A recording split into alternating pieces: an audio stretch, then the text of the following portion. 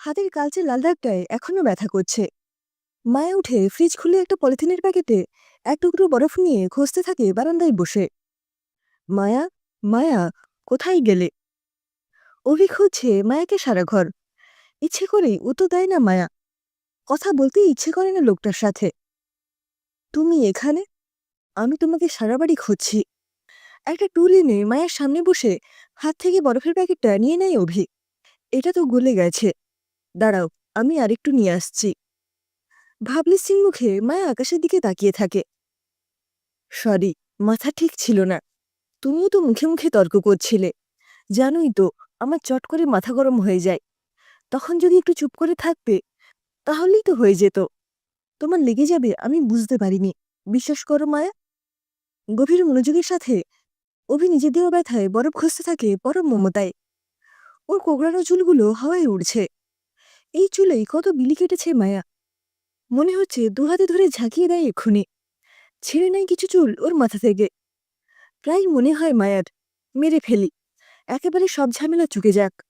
খানিকটা বিষ খাইয়ে দিই, বা রাত্রিবেলা বালিশ চাপা দিয়ে জন্মের মতো শান্ত করে দিই। 5 বছরের মেয়ে এসে মায়ের গলা জড়িয়ে ধরে পেছন থেকে। তুমি উঠে গেছো মাম্মা? এসো, দাঁত ব্রাশ করবে। মায়ের হাতে ব্যথা, তাই আজ সব নিজে নিজে করে নেবে। ওকে মাম্মা? অভি মেয়ের হাত ধরে নিয়ে যাই বেসিনে। বারান্দায় বসে ঘরের ভেতরটা দেখতে পায় মায়া। বাইরের লোক দেখলে ভাববে অভির মতো ভালো বাবা এই মুহূর্তে আর কেউ নেই। কত আদর মেয়ের প্রতি। একটু আগের বরফ ঘষা দেখলে লোক ভাববে অভির মতো ভালো স্বামী আর কেউ নেই। বাপের বাড়িতেও সবাই তাই বলে।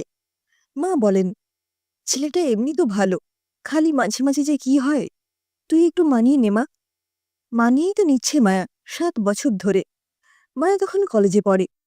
পিসি একটা সম্বন্ধ নিয়ে এলো। ছেলে চাকরি করে সরকারি অফিসে, ভালো বেতন। শ্বশুর শাশুড়ি কেউ বেঁচে নেই। মেয়ে নিজের মতো আনন্দে থাকবে, এই ভেবেই ফাইনাল পরীক্ষার আগেই বিয়ে দিয়ে দিল মা বাবা। পরীক্ষার পর মায়া চাইলে পড়াশোনা করতে পারে। এই কথায় আশ্বস্ত হয়েই মায়াও রাজি হয়ে যায়। বিয়ের পর ভীষণ সুখে কাটছিল দিনগুলো। অভি ভীষণ ভালোবাসে মায়াকে। এতটাই ভালোবাসে যে মায়া বললে ও নাকি সমুদ্রে ঝাঁপ দিয়েও মরতে পারে।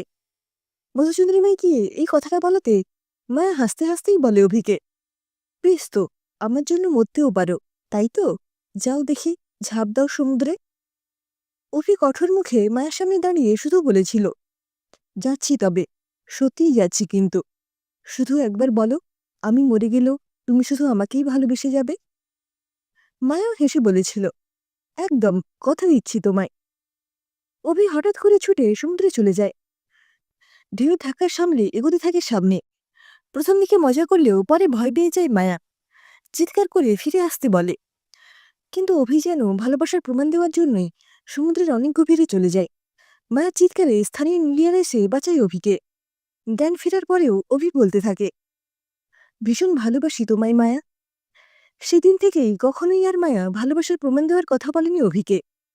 নিজেকে ভীষণ ভাগ্যবতী মনে করত মায়া। এভাবেও কেউ ভালোবাসতে পারে। বাড়ি ফিরে যখন মায়া ওর প্রিয় বন্ধু সুতপাকে গল্পটা বলেছিল, সুতপা একটুও খুশি হয়নি। বরং বলেছিল, পাগল নাকি, এটাকে ভালোবাসা বলে? তুই কিন্তু সাবধানে থাকিস।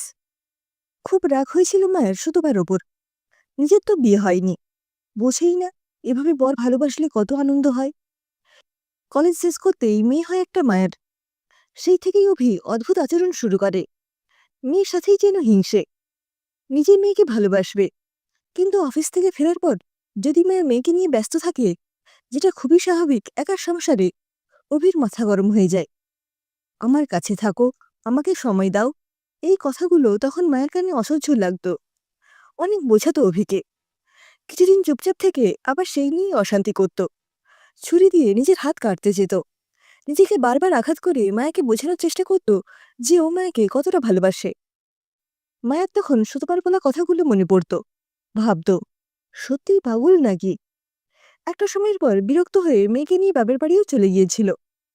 ওই কদিন না খেয়ে দিয়ে অফিস না গিয়ে সমানে ফোন করে ক্ষমা চেয়ে মায়াকে ব্যতিব্যস্ত করে তুলেছিল। একদিন উস্কো খুস্কো চুলে চলেই এলো বাপের বাড়ি। সবার সামনে হাতে পায়ে ধরে এমন কান্নাকাটি করল যে বাপের বাড়ির লোকেরা মায়াকেই বকা দিল। মায়ের এমন নিষ্ঠুরতার জন্য। মায়েরও খুব কষ্ট হয়েছিল অভিকে দেখে। সত্যি তো, মানুষটা তো শুধু ভালোবাসা চায়, আর তো কিছু না। অভিকে মেয়ের জায়গাটা ভালো করে বুঝিয়ে বাড়ি ফিরে এসেছিল সেদিন মায়া মেয়েকে নিয়ে। অভিও আপ্রাণ চেষ্টা করে গেছে মায়ের কথা মেনে চলতে। মেয়েকে তো ও নিজেও ভালোবাসে, কিন্তু জানে না কেন মায়ের অন্য কারোর প্রতি ভালোবাসা ও সহ্য করতে পারে না। এইভাবে ছোটখাটো নানান সমস্যা মানিয়ে নিয়েই মায়া নিজের সংসারে টিকে থাকে, কিন্তু আজকাল আর পারে না ও। দিন দিন অভির ভালোবাসা যেন কেমন যন্ত্রণাদায়ক হয়ে উঠছে। যখন তখন অফিস থেকে বাড়ি চলে আসে, মায়াকে অনেক প্রশ্ন করে। মায়া মেয়েকে স্কুলে দিয়ে সোজা বাড়ি ফিরে কিনা। দোকানদারের সাথে অত হেসে হেসে কথা বলার কি আছে? পাশের বাড়ির ছেলেটা কেন ওদের দরজার সামনে এসে কথা বলছিল? মোবাইল দেখতে চাই। সারাদিন মেয়েটিকে ফোন করেছিল। কেন মোবাইলে পাসওয়ার্ড দিয়ে আটকে রাখে মায়া? অমুক কেন তোমার দিকে তাকালো? তুমি কেন অমুকের দিকে তাকালে? অমুক কি তোমার পুরনো প্রেমিক? সেজেছ কেন? বাইরে গেলে অত সাজের কি আছে? কাকে দেখানোর জন্য সাজছ? দিন দিন এরকম অদ্ভুত অদ্ভুত প্রশ্নের উত্তর দিতে একদম ভালো লাগে না মায়ার। ও কি জেলখানার কয়েদি নাকি? কোথায় যাচ্ছে, কি করছে, সব কথা জানাতে হবে? সাজলেই কি মানুষ খারাপ হয়ে যায়? নিজের ইচ্ছেই কি কিছুই করতে পারবে না ও? কিছু বললেই অভি বলে, আমি তোমাকে ভালোবাসি, তোমার কেয়ার করি, তাই তো তোমার সব কথা জানতে চাই। যা দিনকাল পড়েছে, আমি যদি অন্য বদের মতো তোমার কেয়ার না করতাম, তুমি কি করছো জিজ্ঞেস না করতাম, তখন বুঝতে অবহেলা কেমন লাগে। এতদিন এই ভালোবাসি কথাটা দিয়েই মায়া নিজেকে ভুলিয়ে এসেছে। বিশ্বাস করবার চেষ্টা করেছে যে সত্যিই অভি ভালোবাসে বলেই এরকম করে, কিন্তু এখন মনে হয় এটা ভালোবাসা নয়, এটা এক ধরনের পাগলামি, যে পাগলামিতে ওর দম আটকে আসে। এক এক সময় মনে হয় সব ছেড়ে ছুড়ে মেয়েকে নিয়ে পালিয়ে যায়, কিন্তু কোথায় যাবে? বাপের বাড়িতে গিয়ে অভি এমন সুন্দর ভাব দেখায় যে মায়ের কথা কেউ বিশ্বাসই করে না। মা যদিও বোঝে একটু, তাও বলে, ছোট বোনের বিয়ে হবে না রে, তুই যদি এই বাড়িতে এসে বসে থাকিস। ডিভোর্স হয়ে গেলে লোকের কাছে মুখ দেখাবো কি করে? কত মানুষেরই তো কত রকম সমস্যা থাকে। অভি তো তোকে নিয়েই পাগল, আর তো খারাপ কিছু করে না। লোকে শুনলে হাসবে যে এই কারণে তুই বরের ঘর ছেড়েছিস। না না, একটু মানিয়ে নিয়ে চল বাবা। ও যেটা পছন্দ করে না, করিস না, তাহলেই তো হলো। আত্মীয় স্বজন সবাই জানে অভি ভালো ছেলে, ভালো চাকরি করে, কোনো অভাব নেই তোর জীবনে। এখন ওকে ছেড়ে এখানে এসে লোক হাসাস না। মা বুঝে গিয়েছিল ওর জীবনটা এভাবেই কাটবে, একজন সন্দেহবাদী স্বামীর সঙ্গে সুখী জীবনের অভিনয় করে। সাধারণত মেয়েকে স্কুলে দিয়ে মায়া বাড়ি ফিরে রান্নাবান্না করে, তারপর স্নান করে স্কুলে যায়। মেয়েকে নিয়ে ফিরে স্নান করিয়ে তারপর দুজনে মিলে একসাথে ভাত খায়। কাল স্কুল থেকে ফেরার সময় মেয়ে স্কুলেরই এক বাবার সাথে দাঁড়িয়ে সৌজনের খাতিরে কিছুক্ষণ কথা বলেছিল। বাড়ি ফিরে মেয়ের জামা খুলিয়ে স্নান করাবে বলে বাথরুমে ঢুকাতে যাবে, দেখে অভি নিজের চাবি দিয়ে তালা খুলে ঘরে ঢুকছে। কি ব্যাপার, অফিস যাওনি? অবাক মায়া প্রশ্ন করে। অফিস গেলে তোমার সুবিধে হতো, তাই না? অভির মুখটা দেখেই মায়া বোঝে আজ আবার পাগলামিটা জাগার দিয়েছে। উত্তর না দিয়ে মেয়েকে নিয়ে বাথরুমে ঢুকে যেতেই কোনোই চেপে ধরে অভি। আহ, লাগছে অভি, ছাড়ো, আর নিজে চিকিৎসা করাও। কেন? তাহলে তোমাদের আরো সুবিধে হবে আমাকে পাগল সাজিয়ে নিজেদের লীলা খেলতে। এইভাবে নানান খারাপ কথায় দুজনের ঝগড়া তুমুল হতে থাকে। মেয়েটা এক কোণে দাঁড়িয়ে ভয় কাঁদতে থাকে।